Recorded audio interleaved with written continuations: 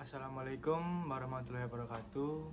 Saya Dani Sukamdani, NPI 11519000102. Di sini saya akan menjelaskan tentang sistem komunikasi pedesaan guna memenuhi evaluasi tengah semester yang diampu oleh Herlina Kusumaningrum, MA.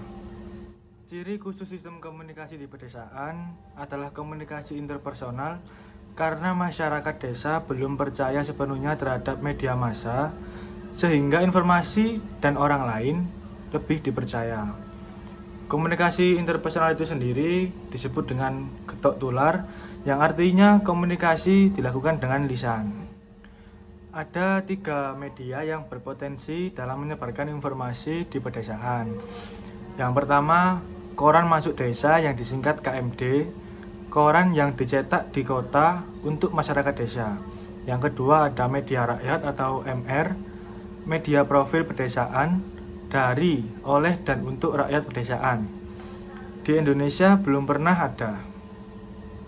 3. Media tradisional atau MT, seperti contohnya kentongan, beduk, angklung, dan lain-lain.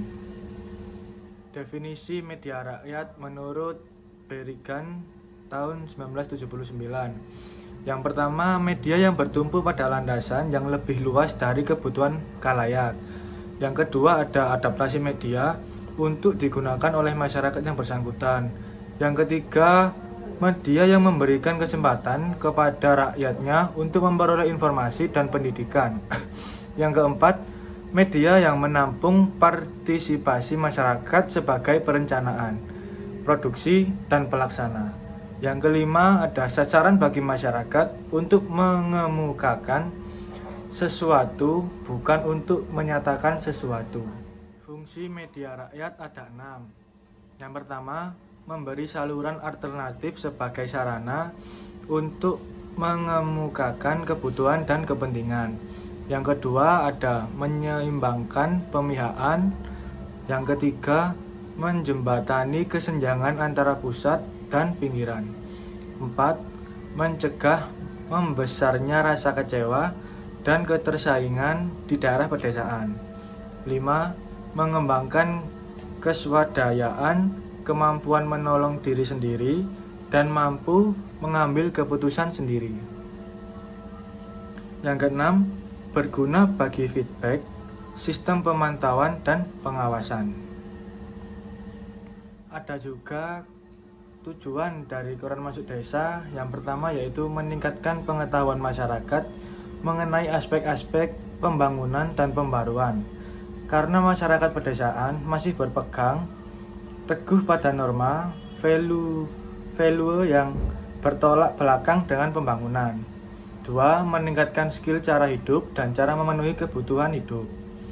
3. Memotivasi masyarakat untuk menimbulkan keinginan mengubah nasibnya serta bergerak dalam partisipasi pembangunan. 4. Meratakan informasi dalam rangka peningkatan arus komunikasi ke pedesaan. Dari koran masuk desa atau KMD, dari segi reportase ada perbedaan secara signifikan seperti target, tujuan, misi, dan sasarannya. Isi dari KMD juga lebih memprioritaskan pada informasi dan pemberitaan, kemudian menyusul penerangan, penyuluhan, pendapat umum, dan artikel-artikel yang punya makna sosial, budaya, dan sosial ekonomi pedesaan.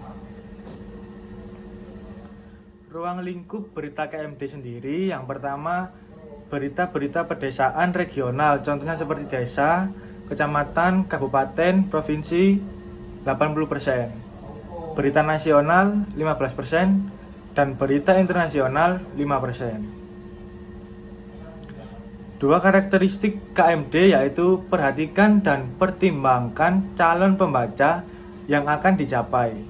2. Pertimbangkan bagaimana menggunakan bahasa atau sense of audience. Berita KMD akan diminati jika lebih dekat dengan pembacanya. Ada juga berita akan menarik jika berhubungan dengan diri, keluarga, teman dekat, Secara psikologis, hal ini dapat menentukan efektif tidaknya KMD. Peran pemerintah daerah terhadap KMD. Beberapa kalangan memandang dengan munculnya otonomi daerah atau ODA akan membuka peluang pertumbuhan KMD, artinya pemerintahan pusat tidak lagi berurusan dengan kebijakan daerah terlalu besar termasuk pengembangan KMD-nya. Pemda juga diharapkan mengalokasikan dananya untuk pengembangan KMD karena dianggap dapat mendorong kemajuan masyarakat desa. Agar KMD bisa berkembang lebih baik, ada beberapa permasalahan yang layak diperhatikan. Yang pertama, perlu dukungan penuh Pemda, terutama dana. Yang kedua, masing-masing daerah harus punya inisiatif untuk berlangganan dan memasang iklan ke media KMD. Ada juga hambatan KMD, yaitu masyarakat akan bergerak maju dari tradisional ke modern. Semakin maju tingkat pendidikan masyarakat, semakin banyak pilihan media yang akan mereka cari. Yang kedua, peran Pemda masih kecil. Hal ini karena wilayah atau cakupan media itu yang terbatas terkait dengan masyarakat desa yang tidak memiliki pola hidup konsumtif, sehingga sulit untuk mendapatkan iklan. Yang ketiga, KMD terancam dengan adanya koran lokal. Yang keempat, masyarakat lebih menikmati KMD untuk mencari liburan. Padahal ide awalnya lebih menerbitkan untuk mendorong masyarakat maju, berpola pikir maju ke depan dan merangsang untuk membangun daerahnya. Fungsi media tradisional sendiri, yang pertama ada sebagai sistem proyeksi, yang kedua sebagai penguat adat, yang ketiga sebagai alat pendidik. Contohnya seperti cerita bawang merah dan bawang putih. Cerita ini mendidik masyarakat bahwa jika orang itu jujur, baik pada orang lain, dan sabar akan mendapat imbalan yang layak.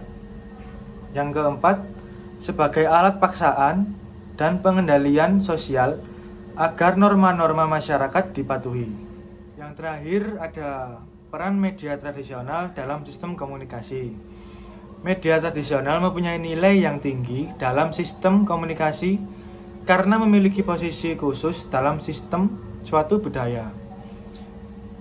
Kespesifikan tanda-tanda informasi yang dilontarkan dalam pertunjukan-pertunjukan tradisional itu maupun konteks kejadian mengakibatkan orang-orang berasal dari sistem budaya lain sulit menyadari, memahami, dan menghayati ekspresi kesenian yang bersifat verbal, material, maupun musik yang ditampilkan. Terima kasih, itu saja penjelasan dari saya tentang sistem komunikasi pedesaan. Mohon maaf bila ada salah-salah kata. Terima kasih. Assalamualaikum warahmatullahi wabarakatuh.